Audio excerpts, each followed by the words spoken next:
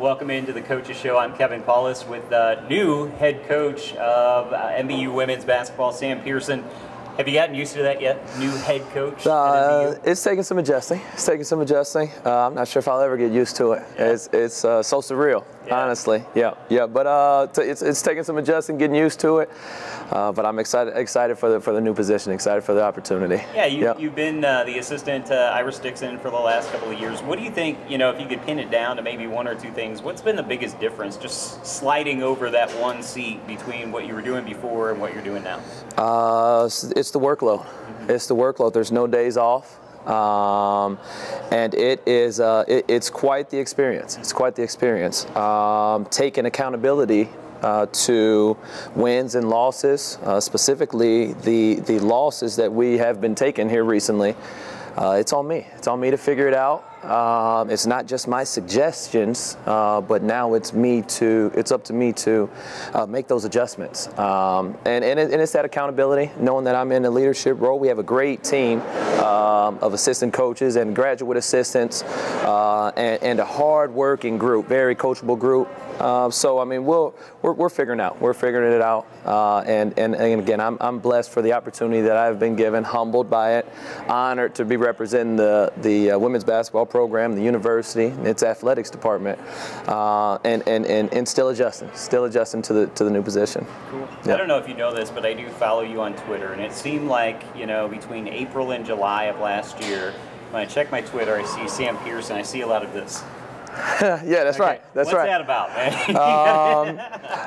I try to keep a positive mind. Right. Throughout. I mean, life has so many trials, tribulations. Negativity is inevitable. Right. But just to keep a smile, keep a thumbs up, keep a positive outlook in whatever occurs is kind of my outlook, kind of my way of coaching, just my personality in general. I did do justice, but you're going to have to check it out. Check him out on Twitter. You'll see plenty of that. Yeah. Oh, that's right. That's right. How does that process work, though? I mean, you take over, after last season. You don't even get a full year of, recruits and things like that.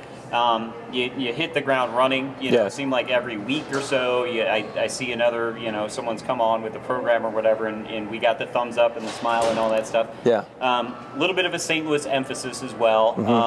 3 players from the GAC you found. Yes. Tell me a little bit about that process. How do you play catch up when you don't have a full year, and it's not, technically it's not your team yet. You're making it your team. Yeah, no doubt. I mean, and the recruiting process is never ending. No matter the time I had taken over, it's a constant process. I don't think the process is ever complete. So I mean, ideally, we'd like to get local talent, players within the St. Louis area, St. Charles area, Winsville area, to not only bring more fan support, but to have that local talent here and keep it here in the St. Louis area is a goal of ours. And like I said, it's a constant process. It's a constant process of give or take, trying to find elite students and elite basketball players as well. And we're learning, still learning the process, still learning to find these athletes and put them in the right ideal situations, not only in the classroom but on the court as well. And we got a good group. We got a good group so far, good foundational base to build upon. And we're looking forward to our 2019 recruiting class. Got a couple of new recruits. Haven't signed them officially yet, so won't make it public yet. But really excited for the 2019 recruiting season as well. Building upon the already foundational pieces we have in place now.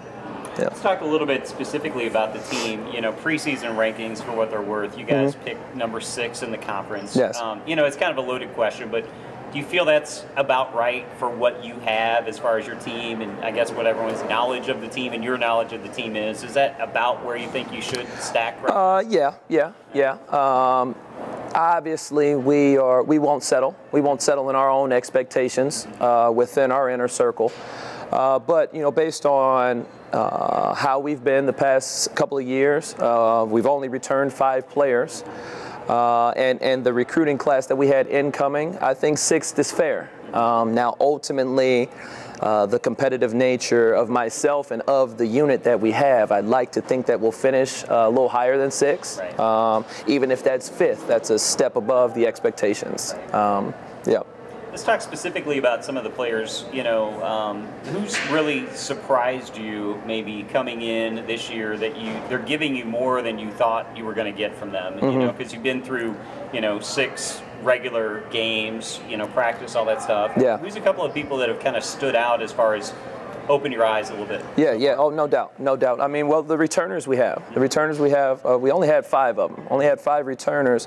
All combined, we're averaging less than 10 points returning from last year. So they've all stepped up in quite a major capacity. Megan Facino started every game for us, really holding it down at the 5 position, running the floor well, defending well. Maximizing her role. Caroline Rogers, one of the most hardworking student athletes we have, leading us in the classroom, leading us on the court. Rose Wasif, Leandra Wilson. We're really coming as a group. Alyssa Rowden is actually probably the most leading scorer, right? Yeah, absolutely. She's playing good basketball. Pushing the tempo for us, setting the tone, the pace of play defensively. So I mean, if there was one individual, I'd say Alyssa Rowden has really stepped up as a senior, as a leader, as a captain of our basketball club. And we have taken note to her lead and following her lead. That's for sure. We talked about this a little bit right before we came on. You guys are 2-4 after six games, playing a really tough non-conference schedule. And you mentioned, you didn't have a choice in that; it was kind of handed to you or whatever. But what do you learn from these games? Obviously, you're 1-1 now in the AMC, having beaten St. Charles College of Pharmacy, lost to Park. What do you learn from these non-conference games, you think? Why is it so tough? Yeah. Well, I mean, it's tough. It's tough to play on the road. Right. I mean, this is college basketball. No matter the opponent, it's tough to win on the road. So we've had the opportunity to play in Iowa, against William Penn, against Grandview University. First game of the season was Olivet Nazarene. Went on the road to play in the AMC at Park. So our road schedule, our road tests early on, I'd like to think that they are molding us for further along in the season. We've had some tough road tests, mental strength, test of our mental strength, test of our physical strength, test of our togetherness as a club. And I think that these early tests ultimately will lead to our prosperity later on. I do. Just being able to persevere, being able to not only win games, Olivet Nazarene and St. Louis College of the Pharmacy, not only win games as a unit, but also lose games as a unit. And I think that speaks volume of the togetherness we have as a basketball club. One of my last questions, one of the most critical, Thanksgiving 2 days away. What's your Thanksgiving food? What is it? What's it got to be on Thanksgiving? What's that one traditional thing that it's not Thanksgiving unless I have what?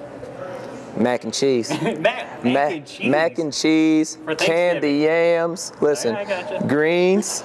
Turkey, of course, ham. Right. I mean, it's all you can eat. Yeah. It's all you can eat. Until you're so miserably full that you need a nap. Yeah. So yes, absolutely. Well, Coach, you survived your first Coach's Show interview. How you feel? You doing all right? Oh well, this thing I came into it awfully nervous. But I am thankful. I am humbled. Again, I really appreciate the opportunity. Looking forward to it moving forward, sir. All right, Coach. Yeah. All right. Thank you. Sam Pearson. This is the Coach's Show. That's head women's basketball coach Sam Pearson. That's right. And that's the Coach's Show. Yeah.